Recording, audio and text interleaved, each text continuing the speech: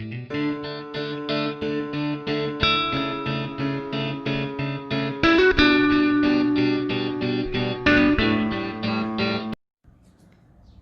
guys, welcome back to Maths with Krish. Today in this video I have taken a topic, complex numbers, and on this video we'll be discussing introduction to complex numbers, addition of complex numbers, subtraction of complex numbers, multiplication of complex numbers, division of complex numbers, also conjugate of a complex number, modulus of a complex number, and finally properties of modulus of a complex numbers. So let's go to the video. So as an introduction to complex numbers, there are a few things that you should generally know to go through the complex number question. So as first I have assumed that let z means a complex numbers, so let z equals a plus ib. So you should know the real part of a complex numbers and also imaginary part of a complex numbers. Where you see without an I, it should be without I, that should be a real complex number. So real complex number is a, and we have an I here, so that part is known to be imaginary part. So basically this is the very idea.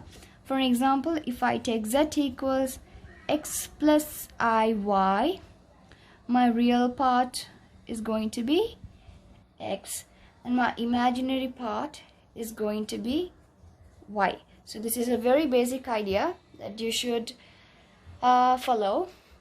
Also, when z1 equals to a plus ib and z2 equals to c plus id, if a equals c, said to be equal, where b is also equals to d, so we can write the addition. So the first thing we're going to find is addition. So by taking this condition, now we're going to consider the addition of two complex numbers that we have written as cn. So when you add z1 plus z2, so you have to add these two. So a plus ib plus c plus id. So it's very simple. What you have to do is take the real part together and imaginary part together. So you'll be getting a plus c, these two parts, and you contain I in these two terms.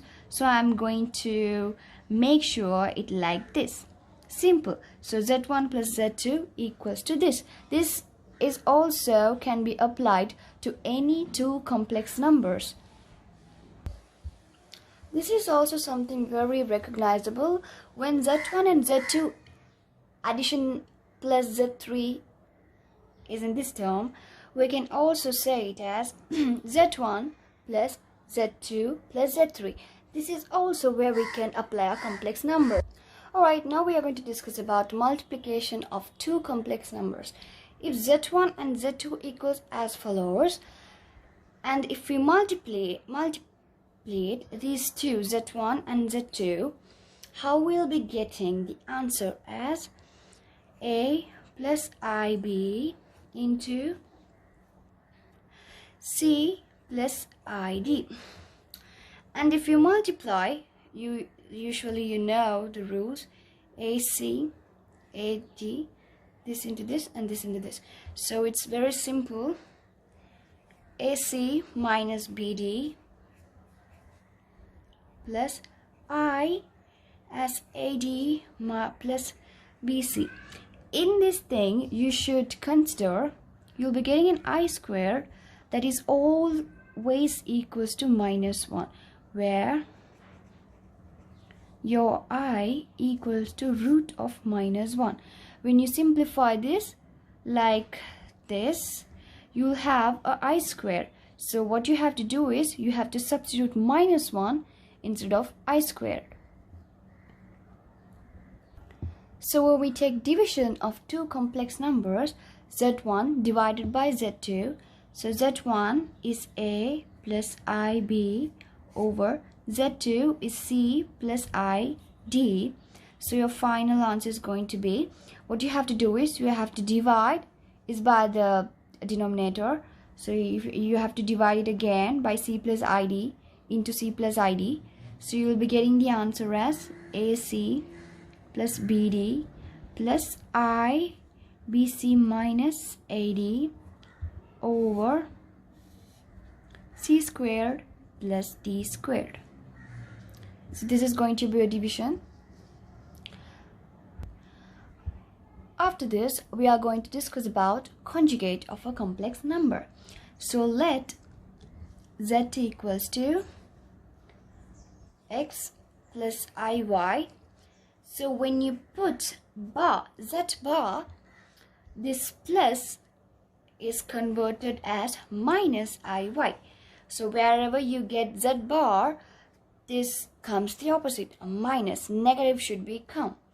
So as the first, we are going to consider it z bar over bar. So it easily says that is equals to z. Alright, secondly, z plus z bar. If it's really hard for you, it says z is x plus iy. Your z bar is this, simply x minus iy. So your iy and iy can be cancelled out, so you will be getting 2x. So it simply says 2 real z. That's what we have learned in the previous introduction. X is known to be your real part. So you've got 2 real part when you add a z and a z bar. Similarly, when you have z minus z bar, you'll be getting 2i imaginary part. So very simple. Let's go for the third one. Z equals to z bar if a condition, if z is purely real. If z is a real part, purely real, then it's always equals to z bar. There are some conditions, and if you do some question, you'll be automatically realize what do they really mean. In the questions that they will give for sure if z equals to purely real, so you have to consider it as z bar. So that's a very common thing. When z plus z bar equals to 0, this only happens where your z is purely imaginary. This happens only when your z is purely imaginary. Next, z into z bar equals to, when you make it very easy to understand, you can substitute z and z bar value where we have already found in our previous state. When you substitute those value, you will get the exact value what it really means. So you will get a real complex number squared plus imaginary z part square. So this is going to be your answer when you multiply a z and a z bar. Sixth, z1 plus z2 whole thing bar. It simply says z1 bar plus z2 bar. Seventh one, z1 minus z2 bar. It also denotes z1 bar minus z2 bar. Alright. Eighth one, z1 into z2 whole thing bar. This says z1 bar into z2 bar. What you have to do is you have to take it individually, but the bar carries every complex numbers. Ninth one, z1 divided by z2 whole thing bar. This bar is common to z1 and z2. So what you can do is you can write it out as z1 bar over z2 bar. where z2 is not equals to 0, because when this is 0, there's no meaning, right? It should be infinity, so there's no meaning. So this is something like a real condition that you have to write when you follow these kinds of complex numbers. Alright, let's go for modulus of complex number. So I have taken z equals to a plus ib. So when you put a modulus of z, usually you can remember when we used to find resultant, what we have to do is we have to square x squared and y squared, and we have to take the whole thing root. So that's the thing we are going to do when you're going to finding the modulus of complex numbers. So when you have like this situation, you have to square your a square plus b square, this squared plus your imaginary part b square, and you have to mention those two under the root. So this is known to be mod s. This is very kind of important. Right. Also, there's a small theory.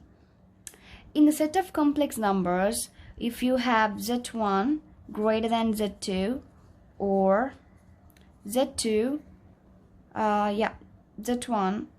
is greater than z1, they are meaningless.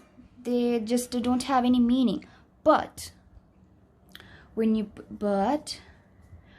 mention it as z1 mod greater than z2 mod, or z2 mod greater than z1 mod, these have meaning. When you consider this, you don't have any meaning, but when you consider this, also you carry out with a meaning, because z1, modulus of z1 and z2 are always real numbers. Since these are real numbers,